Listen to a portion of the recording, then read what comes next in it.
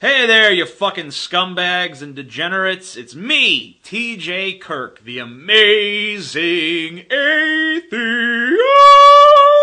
Gave up my career as an opera singer to be here making these YouTube videos. So what's the subject of today's video? Today we're going to talk about some web comics created by creationist nutjob Ray Comfort, who I like to call Ray Cumfart, because I have the sense of humor of a junior high school student. So Ray Cumfart has got this movie called Evolution versus God. He's pushing this movie like nobody's fucking business. And the premise of the movie is that God is real and evolution is bullshit. Now, my friend Jacqueline Glenn has already made a comprehensive video debunking every single stupid, shitty fucking point that this movie attempted to make. So I'm not going to try to retread that. But when Ray Comfort put this movie out, he also put out a promotional website. And the promotional website has all kinds of different stuff that people can share, you know, anti-evolution images, basically, that people who are of the Christian persuasion can go and put it on their Facebook, put it on their Twitter, and basically spam all their friends with links to this shitty movie. And one of the promotional tools used is a web comic. Centers around two atheist characters who are both men. I'm not sure if one's the father and one's the son, or if they're just friends, or if they're gay lovers. It's never really explained. One of the principles of the internet is that every time you think you've seen the stupidest thing, you're going to be proven wrong like a month later.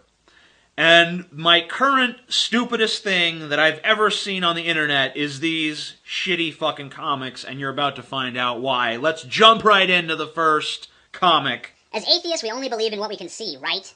That's right. What about love, wind, history, electricity, gravity, TV waves, and radio waves? Sometimes you say the dumbest things. Go read a book. This big emphasis on being able to see things is really not something that the atheists are bringing into this debate. It's not like we just say, well, we can't see God, therefore he's not there.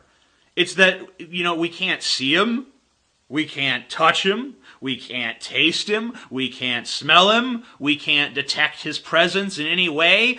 There's nothing in, like, all of modern science that really strongly points to his existence in any way, shape, or form. When mankind first started the endeavor of science, it was so we could really understand God's creation. So it's not like science was out to disprove God, it just happened to do so in the process. Well, maybe not disprove, because it's pretty much impossible to disprove an unfalsifiable hypothesis, which is what God is. So what's the difference between the concept of God and the concepts of love, wind, history, electricity, gravity, TV waves, and radio waves? Okay, well, let's see. Love is a chemical process, electrochemical process happening in the fucking brain. And before that, it was still something that human beings could corroborate amongst themselves.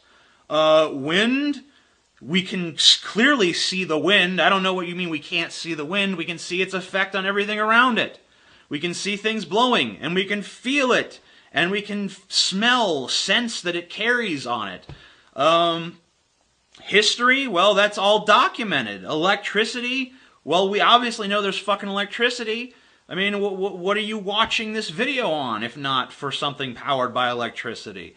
TV waves, turn on a TV with a fucking pair of bunny ears on it, and you'll see some fucking TV waves. Radio waves, turn on your fucking radio, and you're hearing fucking radio waves. You know, so all of those things can be experienced. They can be corroborated by evidence and experience. God cannot. Okay?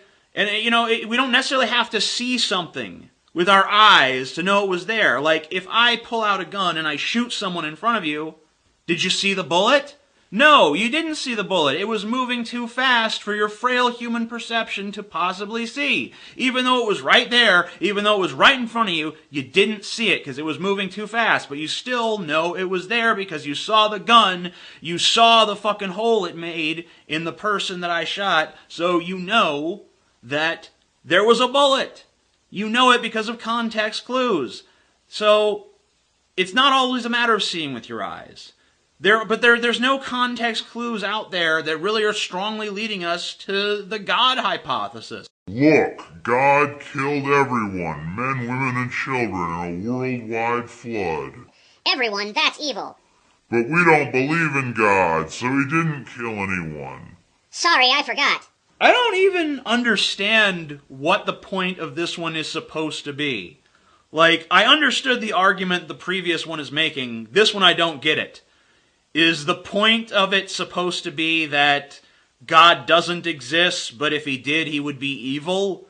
Because that's the message I'm gleaning, but I know that's not the intended message because this is a Christian comic, so what the fuck are you guys trying to say? It really doesn't make any sense. I can't fucking discern what exactly you're getting at there. I don't know if I don't believe in God. That's okay, I sometimes doubt. So what should I do? Keep pretending, that's what we atheists do. This is pure, unadulterated shit. It seems to be predicated upon this weird assumption that it's obvious that God is real, and that atheists are just like, well, we're just going to ignore that because we don't like it. That's not the reality of the situation. The reality of the situation is that the idea of God is completely preposterous. And also, I mean, I don't know what the fuck they want from us atheists on this doubt front. Because if you say that you're an atheist and you're 100% committed to that position, and there's nothing that could change your mind, then it's like, oh, well, fucking, you're just arrogant. You're not even open-minded. But then if you say, like, well, I guess that maybe there's, like, a sliver of doubt. Maybe, like, 0.1% doubt. And then they're like, aha, you're really an agnostic. You can't say for sure.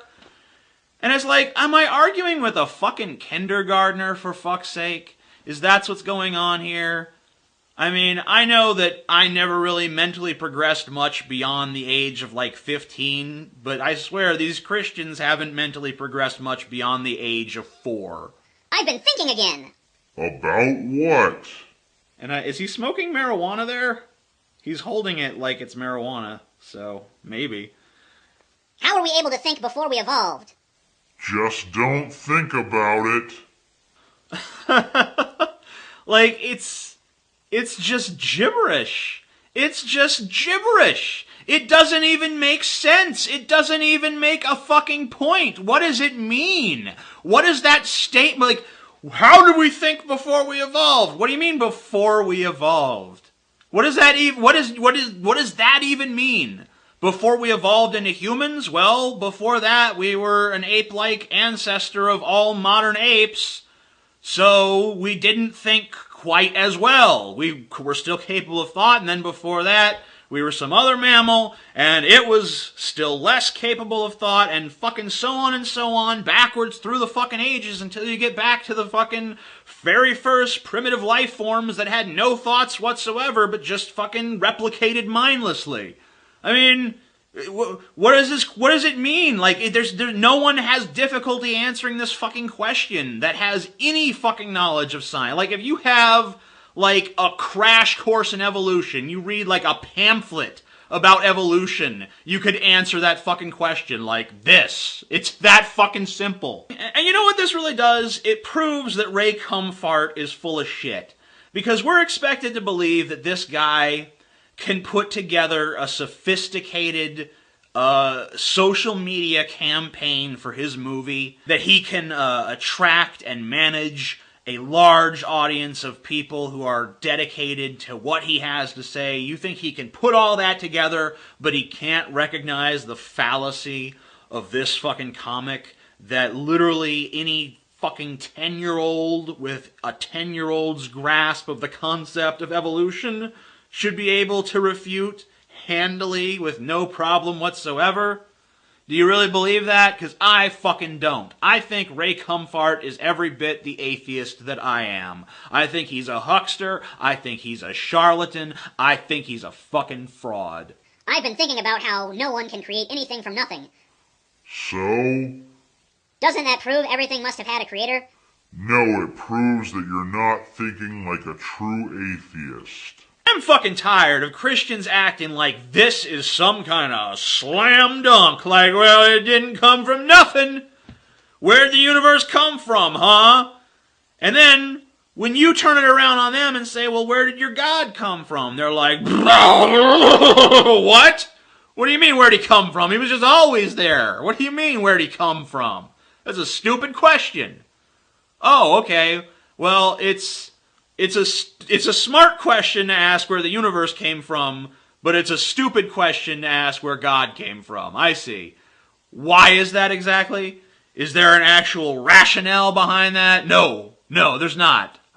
Don't bother asking. There isn't one.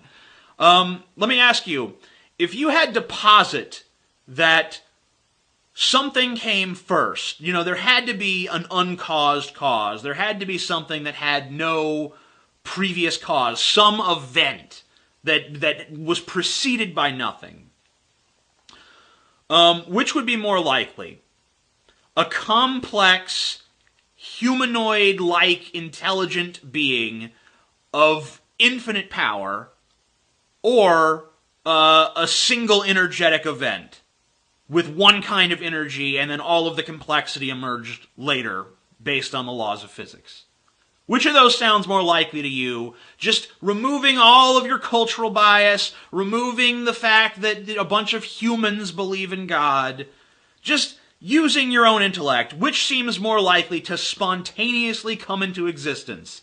An entire deity who is completely complex and has all of these features and all of these powers, or a single energetic event like boom? My camera is running low on battery, so I'm going to try to wrap this up.